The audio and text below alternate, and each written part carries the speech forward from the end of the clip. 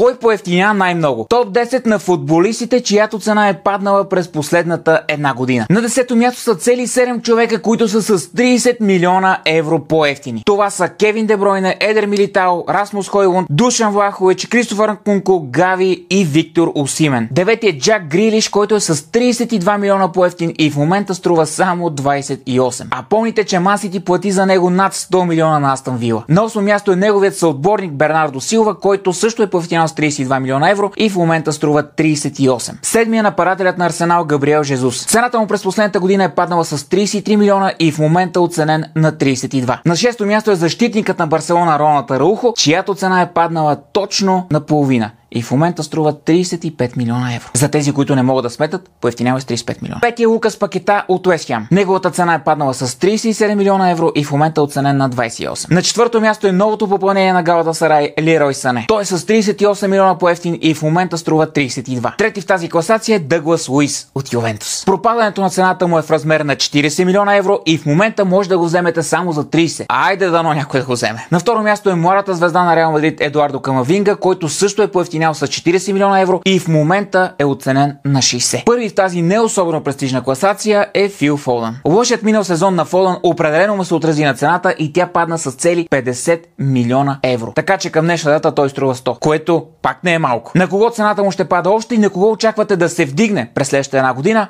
Пишете в коментарите.